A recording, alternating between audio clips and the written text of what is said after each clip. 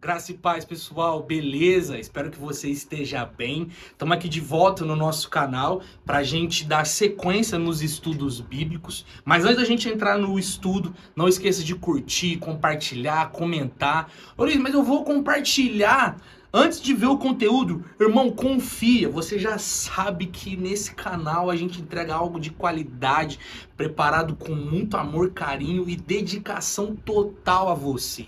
Então já se inscreve, já comenta. Antes do estudo, fala assim: Luiz, foi uma bênção. Antes do estudo, porque eu tenho certeza que o estudo de hoje vai ser uma bênção.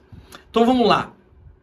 Hoje nós vamos dar sequência, né, ao capítulo 1 de Atos, onde a gente, no último vídeo, a gente fez a primeira parte, né, a gente fez a primeira parte do capítulo, onde a gente falou sobre a perseverança dos apóstolos e sobre o poder, o dunamis que foi entregue para cada um deles, o poder para testemunhar a ressurreição e os ensinamentos de Jesus.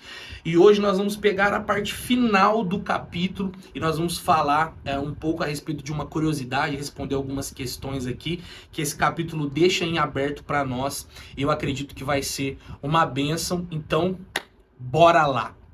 Bom, o que ficou faltando para a gente ver referente ao capítulo 1 de Atos? A gente ficou faltando ver justamente a escolha do 12º apóstolo, que precisou ser escolhido porque Judas já não fazia parte mais dos 12 discípulos de Jesus. Para você que não lembra, nos evangelhos, Jesus ele escolheu 12 discípulos para si, que iriam acompanhar os ensinamentos do Senhor, a fim de serem os primeiros a espalhar, a testemunhar aquilo que Jesus fez pela humanidade. Só que um desses discípulos, você conhece muito bem a história, ele infelizmente traiu o nosso Senhor Jesus Cristo. E aí foi necessário os apóstolos escolherem uma outra pessoa. Amém? Então hoje nós vamos ver um pouco dessa situação e extrair alguns ensinamentos para nós. Então vamos lá. Os textos, os versículos que eu quero ler aqui nesse início, no capítulo 1 de Atos, ele vai do versículo 21 ao 23. Então nós vamos ler eles e aí a gente continua aprendendo aqui o que a palavra vai nos ensinar. Então diz assim, verso 21. Portanto, é necessário que, dos homens que nos acompanharam todo o tempo em que o Senhor Jesus andou entre nós, começando no batismo de João, até o dia em que foi tirado do nosso meio e levado às alturas, um destes se torne testemunha conosco da sua ressurreição. Verso 23 diz assim. Então propuseram dois, José chamado Barsabás, também conhecido como Justo, e Matias. No verso 26 fala assim, ó, depois fizeram um sorteio e a sorte caiu sobre Matias, que foi acrescentado ao grupo dos 11 apóstolos. E aí no caso Matias formou o 12º apóstolo. Bom, primeira coisa que a gente vai observar aqui, né, nessa questão da escolha do 12º apóstolo no lugar de Judas, é justamente o critério que eles utilizaram para escolher esse apóstolo. Note que a Bíblia, ela não fala que o critério era, nós precisamos de alguém que é muito famoso nas cidades. Nós precisamos de alguém que tenha dinheiro, a fim dessa pessoa agregar no nosso testemunho e financiar as viagens. Não. O critério é muito claro. É justamente uma fidelidade, uma permanência, uma constância que ia desde o batismo de Jesus, desde o batismo de João, né? João batizando Jesus, até a ascensão de Jesus aos céus. Ou seja, ele deveria permanecer durante esses 3 anos intensos com Jesus. Só que uma coisa, na verdade tem algumas coisas, uma delas que me chama a atenção era que Matias, ele não era parte do primeiro ciclo dos 12 ali de Jesus. Ou seja, Matias não era alguém que era íntimo do Senhor, mas era alguém que acompanhava meio que de uma forma anônima. Matias, ele era meio distante, assim, claro, ele estava em volta, né, ele recebia os ensinamentos, mas ele não era do círculo mais íntimo de Jesus, como, por exemplo, dos 12 discípulos, muito menos do círculo, por exemplo, que Jesus tinha com Pedro e João. Então Matias, ele era um pouco mais anônimo. E mesmo assim, ele permaneceu fiel. Meu irmão, isso aqui já é um ensinamento muito forte para nós. Porque a palavra está nos dizendo aqui que muitas vezes na nossa vida a gente vai permanecer anônimo diante das pessoas. A gente vai receber esse poder, né?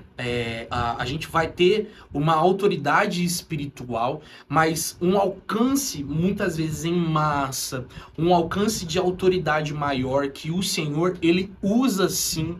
Deus traz para si líderes para alavancar tempos, para ajuntar pessoas. É notório isso na história da humanidade. E aqui a palavra mostra que muitas dessas pessoas que serão escolhidas, muitas dessas pessoas que receberão esse chamado maior, mais influente na sua vida, e é claro que Deus tem uma porção reservada para todos, mas até essa porção alcançar o seu máximo ou a sua maior efetividade, a gente permanece um tempo anônimo. Ainda que seja quando nós somos crianças, ainda que a gente seja adolescente, ou às vezes até quando a gente é adulto. Mas há um tempo de anonimato. E aí o Senhor nos pergunta para nós nesse momento: nós permaneceremos enquanto somos anônimos? Irmão, olha só, Matias ficou durante 3 anos anônimo.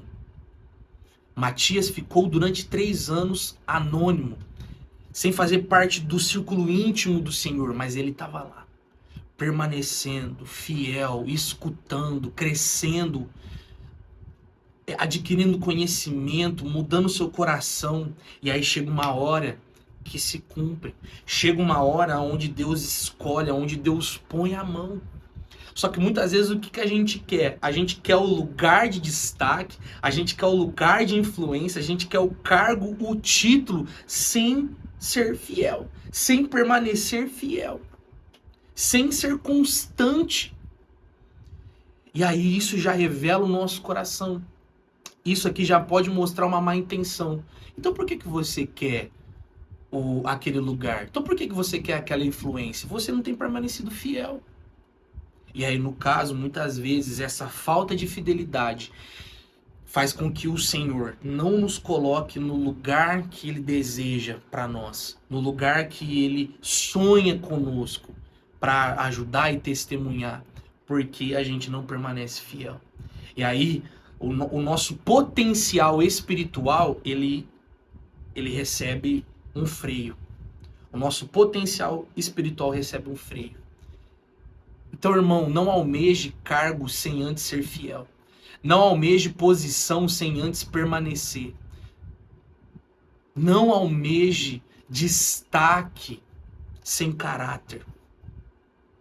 Porque se a gente for para esse lugar, com certeza a gente vai estar com o coração corrupto. A gente vai estar com o coração entregue apenas a status, fama. E isso o Senhor não quer para nós. Um outro ponto interessante é justamente que, né, a posição ali de Matias na Bíblia, né, Matias ele não recebe nenhum adjetivo, né? Matias o servo, Matias o bom. Não! Quem na verdade recebe esse termo é, no caso, José. José é conhecido como justo e o Matias é apenas o Matias. Aqui frisa muito que quando nós somos escolhidos, nós não somos escolhidos pela nossa capacidade. Nós não somos escolhidos pela nossa fama, pelo nosso braço. Não, nós somos escolhidos porque o Senhor viu algo em nós que não foi a nossa capacidade, mas uma humildade, uma fidelidade, uma permanência. Porque o coração humilde é o coração que reconhece: Senhor, eu não tenho nada, a não ser a minha vida entregue nas tuas mãos, a não ser a minha vida derramada no teu altar, a não ser a minha vida permanecendo na tua palavra. Aí o Senhor pega essa pessoa que é humilde ao ponto de reconhecer que sem o Senhor ela não é nada. E aí sim, ele traz para fora. Ah, você tá falando, Luiz, que José, ele não era assim? Não, José provavelmente era. José era essa pessoa, porque os dois dariam certo. É que essa nuance no texto bíblico, ela serve para mostrar para nós que o Senhor, na maioria das vezes, se não todas elas, ele vai escolher aquele que está em desvantagem. O Senhor vai escolher o menor. Isso é um ensinamento que nós vemos em todo o Evangelho. O maior é o que serve. O primeiro será aquele que se faz último, ou o último será o primeiro. Então, ou seja, sempre quando a gente se coloca numa posição de desvantagem, de humildade, a gente tem que ter convicção que nós estamos agradando ao Senhor. Então, essa parte da Bíblia não é para desmerecer José e trazer algo ruim do caráter de José, mas é uma forma na narrativa de Atos para permanecer ou para testificar ou reafirmar que o Senhor tem algo com os pecadores, que o Senhor tem algo com aqueles que se colocam em segundo lugar. Amém? Então vamos lá. Aí o que acontece? Como que eles fizeram então para chegar na questão de Matias? O verso 26 falou isso para nós. Depois fizeram um sorteio e a sorte caiu sobre Matias, que foi acrescentado ao grupo dos 12 apóstolos. Essa questão de lançar a sorte, né, ela remete muito ao Antigo Testamento, por exemplo, a questão do Urim e Tumim. Porque a gente, na palavra de Deus, a gente encontra alguns versículos pontuais no Antigo Testamento, que eram momentos onde a decisão, a escolha que o povo de Deus precisava exercer, ela transcendia a capacidade humana. E aí eles precisavam apelar para a soberania divina. E aí eles lançavam a sorte para escolher. Então a gente tem algumas passagens no Antigo Testamento que falavam a respeito disso. E aí aqui fica uma questão. Pô, Luiz, se lá na igreja primitiva, nos apóstolos, eles lançaram sorte para escolher algo, então de alguma forma a Bíblia apoia jogos de azar? Pode ser que alguém pode pensar assim. Talvez alguma pessoa pode usar essa brecha, por exemplo, para jogar aí nas bets ou para jogar nos famosos tigrinhos. E aí a gente precisa encarar essa questão. Porque como eu falei, a gente tem inúmeros versículos no Antigo Testamento que demonstrou que o povo precisou apelar para esse jogo, né, para lançar as sortes. Luiz, cita um para nós. Por exemplo, quando Josué termina de conquistar uma parte dos terrenos, das terras lá na Terra Prometida, em Canaã, eles precisavam separar as porções para as tribos. E aí, no caso, as porções elas foram divididas não pela escolha deles, mas eles lançavam a sorte e aí a porção caía de acordo com as tribos escolhidas. Claro, tinham alguns combinados, né, entre eles, mas em sua maioria, né, na escolha das terras era por meio de sorte. E aí fica assim, pô, Luiz, então quer dizer, se a gente tem um versículo no Antigo, um versículo no Novo falando sobre sorte, então de alguma forma Deus ele apoia essa questão e aí a gente precisa encarar. Primeira coisa que a gente precisa para analisar essa questão com calma, que na maioria das vezes, é que eu não me recordo agora, mas eu quero afirmar que são todas, sempre haviam critérios prévios que o Senhor estabelecia para o povo chegar no limite da decisão. Vou dar um exemplo. No caso aqui dos apóstolos, né, de José e Matias, né, na escolha dos apóstolos, você vê que eles estabeleceram um critério, questão de fidelidade e caráter. E aí, quando não tinha mais para onde correr, aí eles lançavam a sorte. No Antigo Testamento é a mesma coisa. Vamos fazer o seguinte: todo mundo vai lutar, todo mundo vai batalhar e a gente não vai determinar a terra para ninguém. Eu preciso que vocês trabalhem e cumprem a lei, que vocês guerreiem, conquistem as terras e cumpram a lei. Depois a gente vai ver isso. Então você vê que haviam critérios para ser lançados as sortes. critérios estes que estavam de acordo com os ensinamentos da palavra, critérios esses que estavam de acordo com os ensinamentos da Bíblia, da lei e dos ensinamentos de Jesus. Então, ou seja, até chegar ao limite da decisão, os critérios que eles usavam eram de acordos e coerentes com os ensinamentos de Jesus. Então não era uma lançar sorte a coisas aleatórias, a coisas às vezes que iam até contrário à palavra de Deus. Não, eram princípios estabelecidos pela palavra. E aí quando não havia mais para onde correr, eles lançavam a sorte. Um segundo ponto importante para a gente observar aqui é a questão de que muitas vezes Deus ele usa coisas culturais, Deus usa questões até mesmo de outras culturas, pagãs e tudo mais, para ele demonstrar a sua soberania e o seu poder e trazer o povo de Israel para aquilo que Deus tem como mandamento. Vou dar um exemplo. A questão das 10 pragas, né?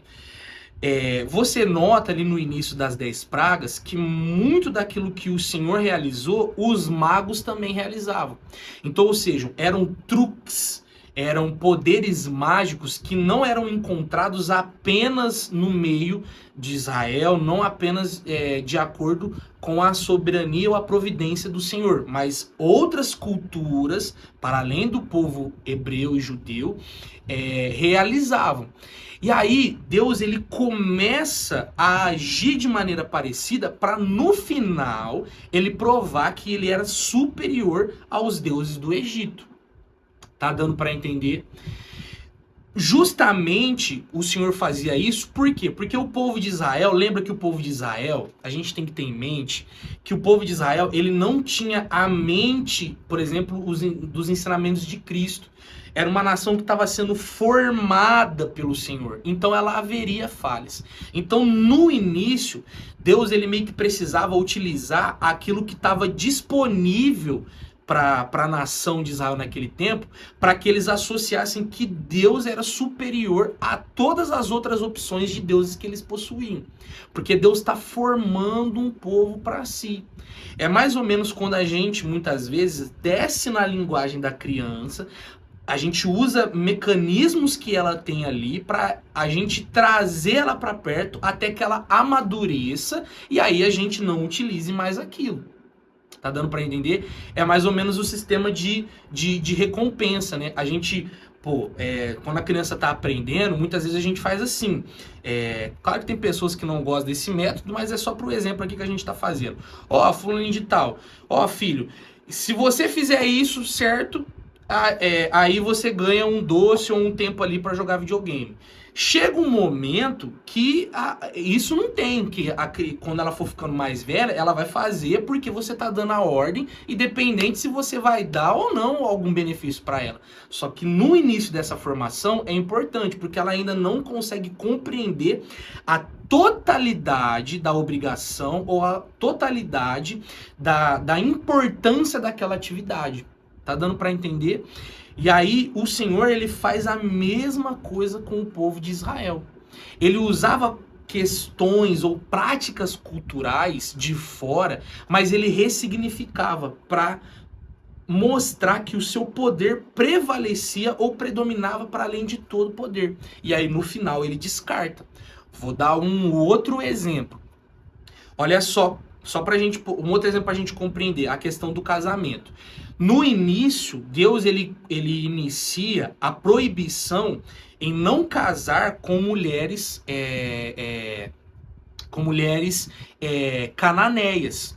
A princípio, Deus pede para que casasse entre a família ali, dentro da família de Jacó, de Abraão, de Isaac, e não casar com as mulheres cananeias. Por que que no início Deus fez isso? Para ele preservar um povo para si e não tivesse influência de fora, costumes de fora, para corromper a aliança que ele futuramente faria com o povo de Israel. Só que depois de um tempo, a prática de casar com pessoas da mesma família, ela se perdeu. Ela não se tornou mais uma obrigação. Ela não se tornou mais uma prática comum. Entendeu? Porque depois a nação já estava formada, o povo já era numeroso, e aí o que prevalece no Novo Testamento é a questão do amor, da entrega de pessoas que amam a Cristo e se dão ao casamento. Então, no começo, olha só como que o Senhor ele faz uma limitação, mas, por exemplo, ele não proíbe a questão de concubinas, escravos, mas futuramente isso vai mudando e se transformando. Tá dando para entender? Então, Deus pega algo da cultura e ressignifica ela para ele prevalecer o seu poder. Tá bom? Então, por mais que às vezes alguém pode acusar, né? Inclusive tem pessoal, né, de outras religiões, né, mais espíritas e algo do tipo, né? Que acusam o cristianismo como uma religião falsa, justamente por ter essas citações na palavra. Mas a gente está vendo aqui que essas práticas nunca foram normativas. Você não vê em nenhum momento Deus citando ou motivando ou estimulando a gente a fazer essas práticas. Pelo contrário, eram momentos pontuais, depois das pessoas ou dos homens do Senhor cumprirem os critérios prescritos na palavra, e Deus pegava aquilo para que a sua soberania prevalecesse no final. Amém? Então, respondendo à questão se a Bíblia apoia ou não jogos de azar. Sem rodeios, é claro que não. Em primeiro lugar, porque os jogos de azar modernos, eles alimentam a ganância, porque o maior objetivo não é escolher vou dar um exemplo muito bobo aqui, mas é só um exemplo, entre escolher você tem a opção de duas propostas ali de emprego boas que estão dentro da palavra, e você lança a sorte dentro de dois trabalhos que são bons e tem a ver com a palavra de Deus. Não é isso. Muitas vezes os jogos de azar é para você ganhar um dinheiro fácil, para você ganhar ali um benefício, um privilégio. No final de ano, né? Lembrando que a gente está um dia antes da virada de ano, joga na Mega Sena, não sei o que ali, é dinheiro fácil, irmão. E ali, o que acontece? Muitas vezes essas questões de jogos de azar, eles estão explorando fragilidade humana. Pessoas que já estão pobres e que ficam mais pobres com essa ilusão de que vão ter um ganho fácil. Então, irmão, isso não tem nada a ver com isso. Liberte-se desse lugar, liberte-se desse empoderamento de mamon no seu coração, liberte-se disso. Você está entregando a sua vida financeira, você pode estar entregando a estrutura da sua família na mão do azar. E a palavra de Deus ela é estritamente contra esse tipo de questão. Deixa eu achar aqui, mas por exemplo, a gente tem o versículo de Provérbios, né, que fala que do Senhor procede toda decisão. Essa questão aqui do Senhor proceder toda decisão é que a gente tem que buscar no Senhor as decisões. A gente utiliza a palavra como meio principal, e se chega um momento onde a palavra se cala, se silencia, o que a gente vai fazer? A gente vai ponderar as questões, se aconselhar com pessoas sábias e não entregar a nossa vida ao acaso ou à sorte. Não, para com isso. A palavra de Deus claramente, as citações que nós falamos aqui, elas não dão nenhuma brecha, elas não deixam claro que é possível, ou que é legal, ou que é permitido nós irmos aos jogos de azar. Entenda que não é simplesmente uma questão se é pecado ou não. É uma questão, como que eu posso dizer, do tolo e do sábio. Você tem a opção de entregar a sabedoria divina, a palavra de Deus. Você tem essa opção de buscar conhecimento, de buscar entendimento na palavra, ou de buscar na sorte, no azar. E aí a gente está optando pela opção mais fraca, pela opção mais estúpida, pela opção mais tola. Não, irmão. Se você quer prosperar na sua vida financeiramente, se você quer ter abundância financeira, irmão, é trabalho e dedicação. Trabalho e dedicação. Então a gente nota que em nenhum momento as pedras do Urim, do Tumim, essa escolha nunca substitui a palavra nem os profetas. Nunca. E sempre houve critérios princípios do Senhor de antemão, regendo as situações. Então, irmão, não substitua a palavra de Deus e conselhos de grandes homens do Senhor na sua vida em troca de jogos, em troca de aleatoriedade, em troca de conselho de ímpio, em troca de signo, de tarô, de tarê, sei lá o nome que é isso. Não, irmão, a sua vida está na mão do Senhor. Escolha ouvir o Senhor. Amém? Então, para nós concluirmos o vídeo, aqui vão duas palavras para nós. Primeira, referente ao anonimato e à escolha de Matias. Você consegue permanecer fiel mesmo sendo anônimo? Pare para pensar. Leve essa palavra para esse final de ano. Se talvez no ano de 2026 você tenha que viver um período anônimo, sem receber um destaque mundial, sem receber um destaque nacional, você consegue permanecer mesmo assim? Lembre-se, irmão, nós precisamos ser fiel no pouco, que no muito o Senhor irá nos colocar. Segunda coisa, a sua vida, ela está entregue nas mãos do Senhor ou ela está entregue ao acaso? Irmão, nós acabamos de ver que a nossa vida não pode estar ao acaso. Do Senhor procede toda sabedoria. Do Senhor procede toda decisão. Então que nesse final de ano que você não esteja entregue à Mega Sena, que você não esteja entregue a coisas mastigadas, que você não se venda por aquilo que é mais fácil, mas que você entregue a sua vida, toda a sua vida nas mãos do Senhor, e que você possa trabalhar e se dedicar para fazer o Senhor conhecido, que se você fizer isso, o Senhor vai te honrar e Ele vai cuidar da sua vida financeira. A sua vida financeira não vai mudar por conta de jogos de azar. A sua vida financeira vai mudar através do trabalho, da dedicação e de honrar ao Senhor e o reino dos céus acima de todas as coisas.